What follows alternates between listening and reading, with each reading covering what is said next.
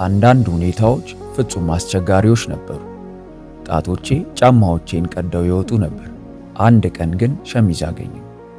የሸሚዙ ባለቤት ያክስቴ ልጅ ነበረች። ልብሱም የሴት ቀሚስ ነበር። እኔም የቀሚሱን የታችኛውን ክፍል ቆርጬ በማስወገድ የላይኛውን ክፍል እንደ ሸሚዝ ለብሼ ወደ ትምህርት ቤት ሄድኩ።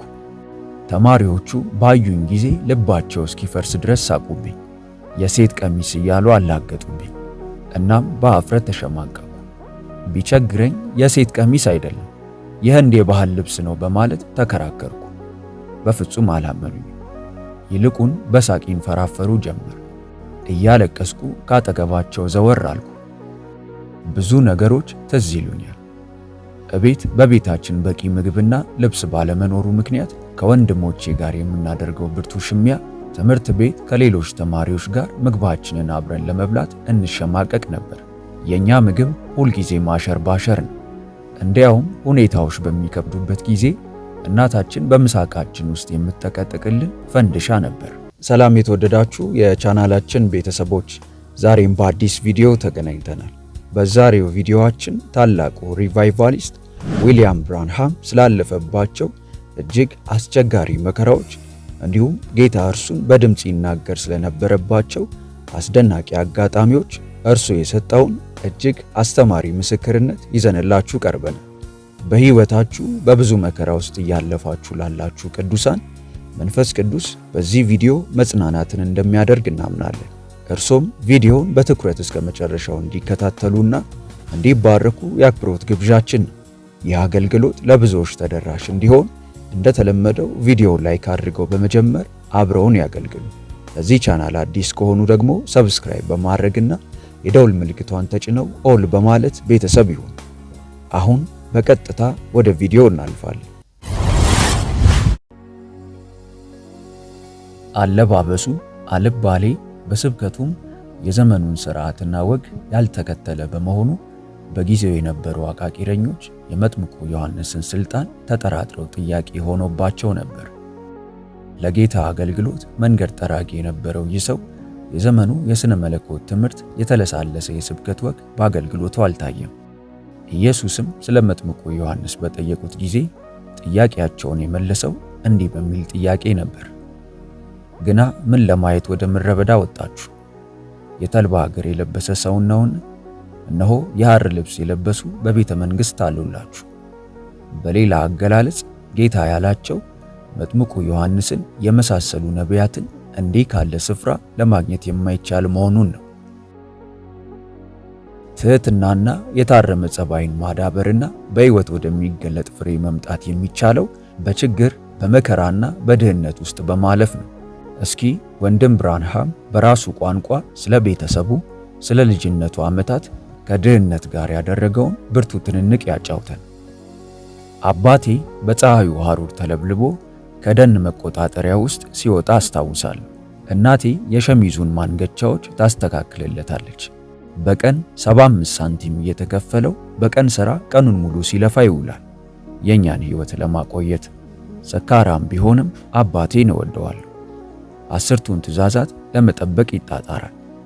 በቤታችን ግድግዳ ላይ ብርሃን በሚያርፍበት ስፍራ የሕጉን ጽሕፈት አንጠልጥሎታል። አንዳች ጥፋት ባጠፋው ጊዜ ለጥፋቴ ተገቢውን ትምህርት እንድወስድ ያደርጋል።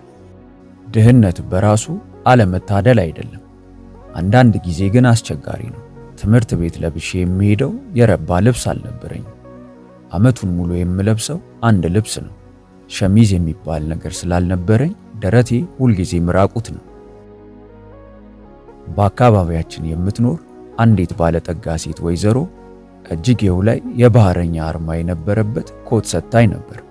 የደረቴን ራቁትነት የምሸፍንበት ሸሚዝ ስላልነበረኝ ያንን ኮት እስከ አንገቱ ድረስ ግጥም አድርጌ ቆልፈው እንደነበርና በዚህም ምክንያት በወበቅ እቃጠል እንደነበር አስታውሳለሁ።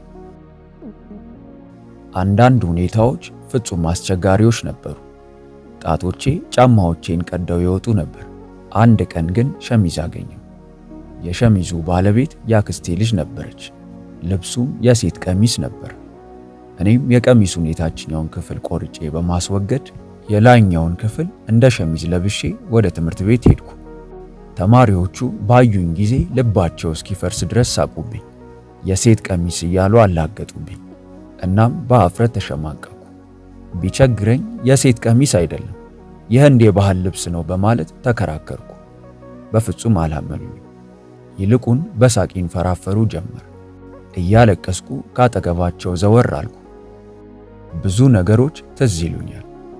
እቤት በቤታችን በቂ ምግብና ልብስ ባለመኖሩ ምክንያት ከወንድሞቼ ጋር የምናደርገው ብርቱ ሽሚያ፣ ትምህርት ቤት ከሌሎች ተማሪዎች ጋር ምግባችንን አብረን ለመብላት እንሸማቀቅ ነበር።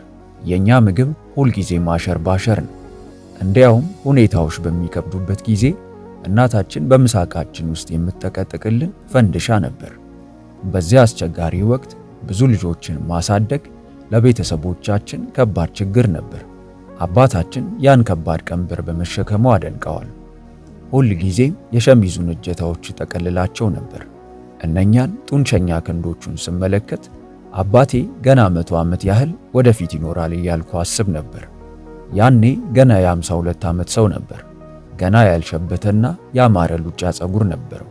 ይሁንና አንድ ቀን የገዛ ክንዴን እንደተንተራሰ እግዚአብሔር ወደ ዘላለም ቤቱ ወሰደው። ገና ኢየሱስ ክርስቶስን እንደ ግል አዳኙ ሳይቀበለውና ዳግም ልደትን ሳያገኝ በሕፃንነት ዕድሜውና በልጅነቱ የተከናወኑ አስደናቂ ክስተቶች ወጣቱን ያስጨንቁት ጀመር። በተወለደ ቀን ከሰማይ ስለወረደው የብርሃን አምድ ያያቸው ራእዮች፣ ከዛፉ ቅጠሎች ውስጥ የሰማው ኃይለኛ የነፋስ ድምፅ፣ እነዚያ ሁሉ በየጊዜው የተከሰቱ አስደናቂ ክንውኖች ናቸው። አንዳንድ ሰዎች እነዚህ ነገሮች ከሰይጣን የሆኑ ናቸው ብለውታል። ይህ ደግሞ አብዝቶ ያስጨንቀው ነበር። እስከዚያ ጊዜ ድረስ ባለ ሕይወቱ መጽሐፍ ቅዱስ ስለ እነዚህ ነገሮች የሚያስተምረው ምን እንደሆነ አያውቅም ነበር። ዊሊያም ብራንሃም እነኚህ ሁሉ እንግዳ ነገሮች በሕይወቱ ቢከናወኑ እስካሁን ድረስ ግን ዳግም ልደትን አላገኘም ነበር። እንዲያውም ሳይገባው የእግዚአብሔርን ጥሪ የተቃወመበት ጊዜ ነበር። ዕድሜው 14 ዓመት በሞላው ጊዜ በአደን እያለ በመቁሰሉ ለ7 ወራት ያህል በሆስፒታል ውስጥ ቆይቷል። በዚያ ጊዜ ነበር እግዚአብሔር ወደ ጠራው መስመር እንዲገባ በሁኔታዎች ውስጥ የገፋፋው። ይሁን እንጂ ጉዳዬ ብሎ ከልቡ አልጻፈው። ያም ቢሆን ከጊዜ ብዛት ለተጠራበት ዓላማ ፈጥኖ መውጣት እንዳለበት እየተረዳ መምጣቱ አልቀረም። ወላጆቹ ጌታን ያልተቀበሉ በመሆናቸው ከእነርሱ ዘንድ አንዳች ምክር ሊያገኝ አልቻለም። ዕድሜው እየጨመረ በሄደ ቁጥር እግዚአብሔር በትንሽ የዝምታ ድምፅ ለልቡ የተናገረውንና የመከረውን ሁሉ ከንቱ እንደሆነ በመግለጽ ሰይጣን እምነቱን ሲያጣጥልበት ቆየ። እንደተለመደው ከዛሬው ቪዲዮ ምን እንደተማሩ በኮሜንት መስጫው ቦታ ላይ በማስቀመጥ ተሳትፎውን ያሳዩ። ቪዲዮውን ላይክ እና ለወዳጆች ሼር በማድረግ አብረውን ያገልግሉ። ለቻናላችን አዲስ የሆናችሁ ቻናሉን ሰብስክራይብ በማድረግና የደውል ምልክቷን ተጭነው ኦል በማለት እንደዚህ ያሉ አስተማሪ ፕሮግራሞች፣ ሕይወት ለዋጭ ትምህርቶች፣ ዝማሬዎችና የጸሎት ጊዜያት በየዕለቱ እንዲደርሱ ማድረግ ይችላሉ። በቀጣይ ቪዲዮ እስከምንገናኝ ሰላም ሁኑ። ሆሊ ቲዩብ ኢትዮጵያ ዩቲዩብ ቻናል በይበልጥ በመንፈሳዊ ሕይወቶ እጅግ የሚበረቱባቸውና መንፈሳዊ ረሃቡን የሚጨምሩ ትምህርቶች እንዲሁም የጸሎት አገልግሎት በየቀኑ እንዲደርሱ ሰርቫንት መልካሙን ጌታ በማለት የፌስቡክ እንዲሁም የቲክቶክ አካውንታችንን እንዲሁም ሆሊ ቲዩብ ኢትዮጵያ ብለው ሰርች በማድረግ የቴሌግራም ቻናላችንን ይቀላቀሉ። ተባርካችኋል።